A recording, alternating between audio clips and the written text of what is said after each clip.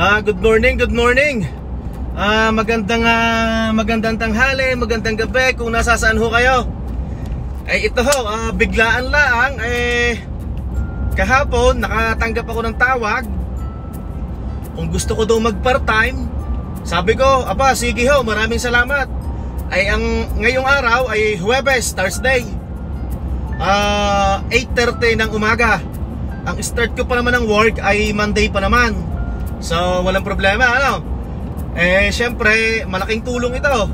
Itong part-time na ito, maggagawa kami ng bakod. Kahit pa paano naman, marunong naman tayong gumawa ng bakod. Kahit kapiraso, may background naman tayo ng kaunting carpentry. Yan. Mamaya malalaman nyo kung magkano ang sahod natin down per hour. Yan.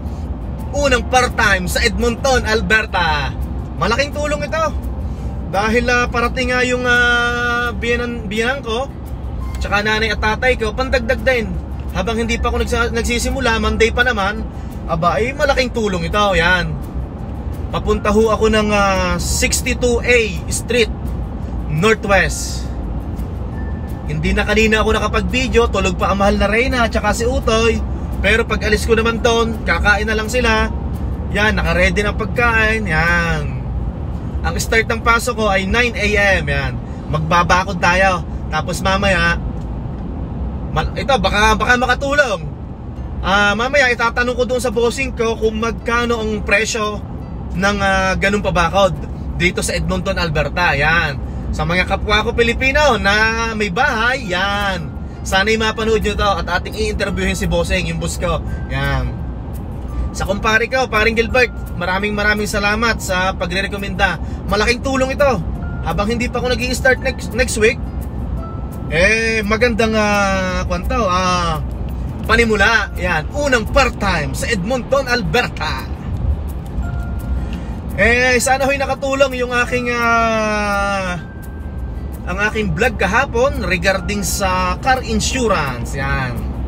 Sa mga kagaya ko na bagong lipat dito sa Edmonton, nagaling na ibang probinsya, sana'y kahit kapiraso ay may nakuha kayong idea.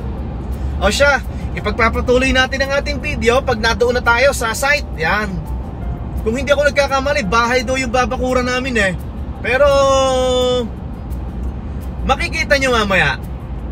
Naku, mapapalaban tayo ng kwan daw, ng buhatan siguro, at saka ng hukayan, pukpukan. Ayan. Ganda ng weather, ang init. Ngayon ay positive 19 dito sa Edmonton, Alberta. 8:30 ng umaga. Sige ho. Kita-kita ho tayo mamaya, at para maipasyal ko kayo doon sa gagawin namin. Malaking tulong ito. Basta pera, tanggapin ang tanggapin. Sige ho, maraming salamat ho. Eto, nandito na ho ako sa dito sa area. Napakalalaki pala ng bahay dito. Tsaka parang mga bago pa, nakikita nyo naman napakaluluang. Tsaka maganda ang ganito, yung mga garahe nila, yung mga garage ay naka-attach na sa bahay. Maganda ang bahay, malalaki. Ngayon ay nag-text na ako dun sa aking kasama, sa aking bossing. Wala pa. Kasi wala pa namang 9 AM Yan, baka yun ay parating na. Siguradong tayo mapapalaban tayo dito ng magtatayo daw ng bakod ng fence Mapapalaban tayo dito ng hukayan. Wala pa siya, ako muna ibababa at maglalakad-lakad ho ako at titingnan ko kung nasaan. Wala pa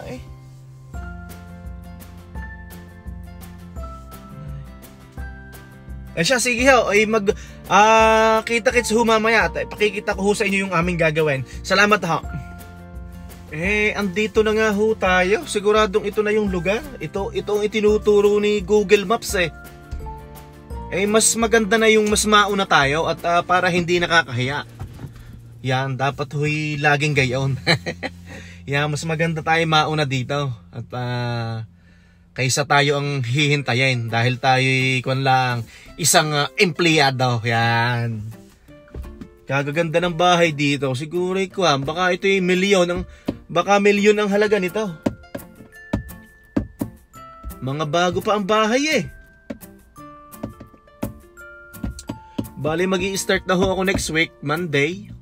Ngayon dito ay Thursday. Ito alas 9 na ng umaga. Syempre, kami naman kahit pa paano nakaayos na sa bahay, may mga nadagdag na kami sa bahay, yan. Kahit pa paano ay okay na. Bali ang amin na lang isesettle ay yung school ni Utoy. Next Thursday daw kailangan mag-report na niya sa school. Next Thursday, yan. Doon siya papasok sa St. Francis Xavier, yan. Malapit lang sa bahay, yan. Napakagara ng bahay dito ah. Bago lahat eh. Ay tinawagan ko na. Malapit na daw. Ay ako'y kinakabahan na. Baka ikaw ako'y mali ang address na naibigay sa akin eh. Ako'y kinakabahan. Dito na ho ako sa area. Yan, ganyan ho ang gagawin namin. Yan. Yan, ganyan ho ang gagawin. Yan. Oh, napakaganda eh. Oh, talagang pulidong-pulido eh. Bali sila ho ang gumawa nito. Yan. Natapos na nila ito. Yan, yan. Napakaganda oh. Ay siya, akin na hong puputulin ang aming video. Ang aking video. Kami ho'y magsisimula na at minamadali na ho ng kwan ng may-ari ng bahay. Yan. Yan, doon ho kami sa bakanting loting yon. Yan. Diyan kami pupunta daw. Yan.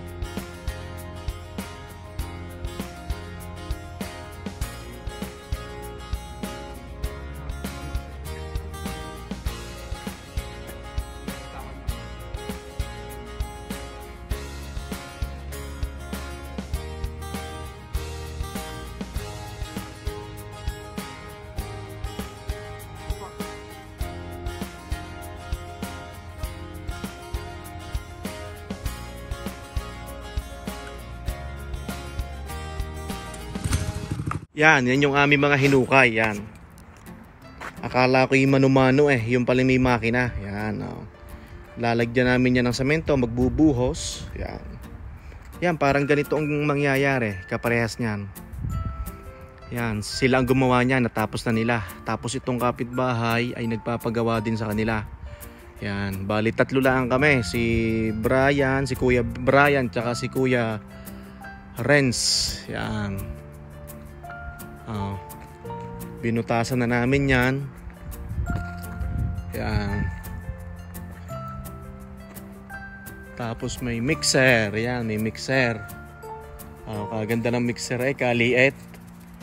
Tapos yan ang pambutas namin.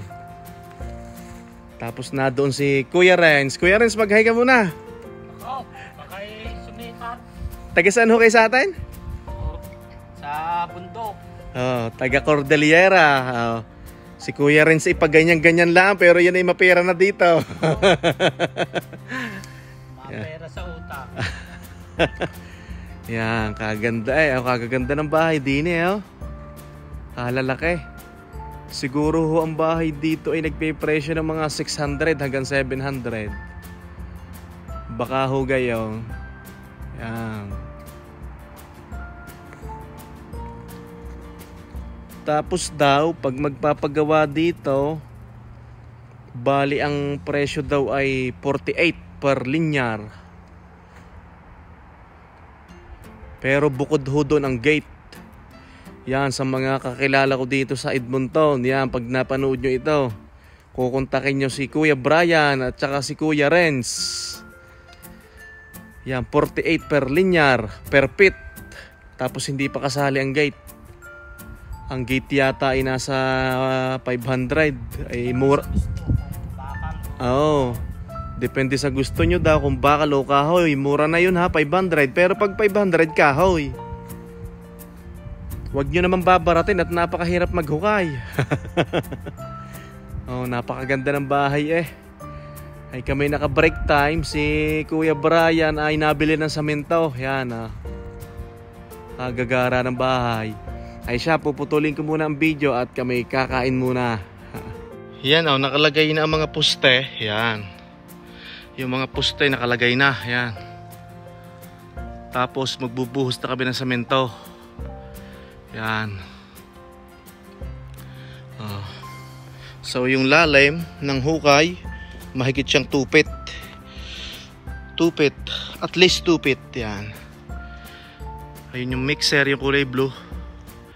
Magbubuhos na kami ng semento. Ayan. Pawis eh. Sarap ng tubig na malamig. Yan.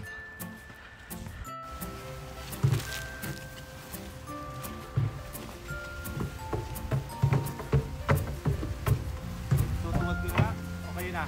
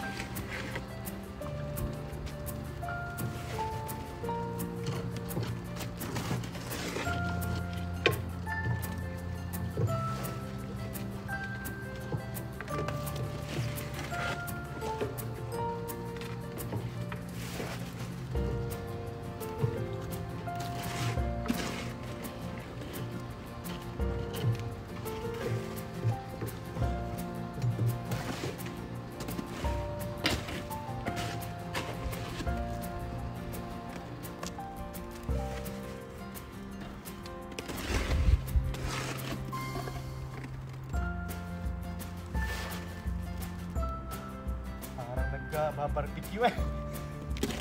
Malapit na kaming matapos ni Kuya Renz. Yan. Bali 2 poste na lang. Ito, 2 poste na lang. Oh. Isa. Ito. Isa, tsaka yung last na yon. Bubuhusan namin ng semento. Yan. Oh. Kahit anong trabaho, basta kikita. Ano Kuya Renz? Oo, basta easy money, sabi nga. O yan, tatapusin muna namin. Baka hindi ako swelduhan ni Kuya Renz eh. Wala naman dito si manager.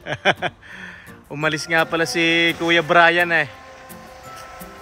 Yan, malapit na kami matapos. Yan. Yan, tinuturuan ako ni Kuya Renz. Yan. Nakakaintindi naman ako ng ganito eh, kaso hindi ako sanay talaga. Pero dati naman sa Pilipinas eh nakakapag ganito din. Yan Niluluto na yung sinaing. Niluluto na daw ang sinaing. 2 butas na lang 1, 2, yan. Tapos na. Tapos magliligpit kami ng gamit. Hindi namin alam kung babalik bukas o ano. Yan. Siya, sige, mamaya na ho uli. Yan. Ito, pauwi na tayo sa wakas. Nakaraos din. Ay, nakakapagod kasi sobrang init. Pero nag-enjoy naman. Gaya na sabi ko kanina, malaking tulong. Darating yung nanay ng mahal na rin at saka nanay at tatay ko. So pandagdag din, pambili ng ticket. Yan. Pandagdag sa pangpasyal nila pagdating dito. Napakaganda ng trabaho nila ni Kuya Renz at saka ni Kuya Brian. Hindi ko na kasi napakita si Kuya Brian eh, kasi lagi siyang wala. Nabili siya ng mga materyales. Nasabi ko nga pala yung price kanina, $48 isang linear, isang feet, $48. Pero pag kasama yung gate, pagkahoy, $500. Yan. Hindi pa ako pinasahod ngayon. Baka bukas pa. So, malalaman natin bukas kung magkano ibibigay sa akin. Pero sabi, maganda daw magpasahod yon kasi mabait sila. Nag-enjoy ako. Tsaka ang pinaka-importante dito, marami akong natutunan. Marunong naman akong gumawa ng mga ganon nung nasa Pilipinas pa, yung mga basic na pag-carpentry basic. Pero syempre, mas nadagdagan pa yung mga diskarte, paano mapapabilis. Pero syempre, dapat pulido. O siya, sige na, malapit na ako sa bahay. Siguro mga 6 kilometer pa lang. Pero ipapakita ko muna sa inyo ang view habang nananakbo tayo. Ayan. Ito, galing ako ng 62 Street, 62A Street. Yan, Northwest. Yan. Sobrang init. Nakakapagod. Ano kayang pagkain sa bahay? Pagdating ko, sana'y may masarap na luto ang mahal na Reyna.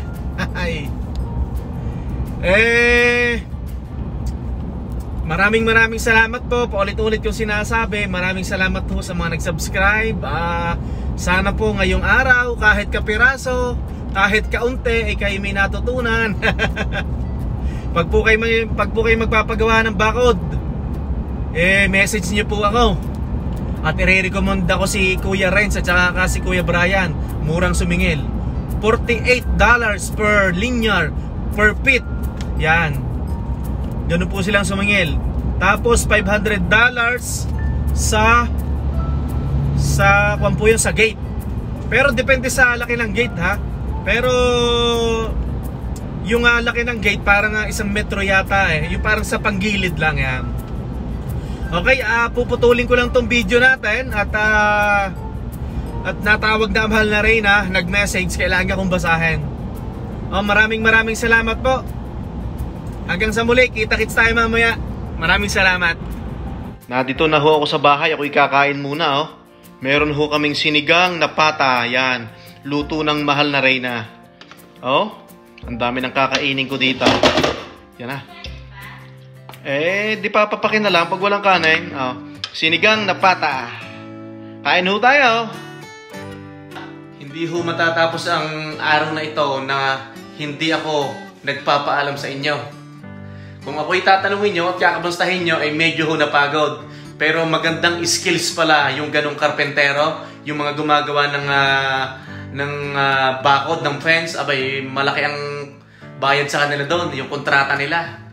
Parang tinatamad na akong magkusinero o kaya mag-warehouse Parang gusto ko nang sumama sa kanila na full time Okay, ako ay nagpapaalam na. Maraming salamat ho sa mga nag-subscribe, sa mga nanood. Sobra ko pong na-appreciate yun.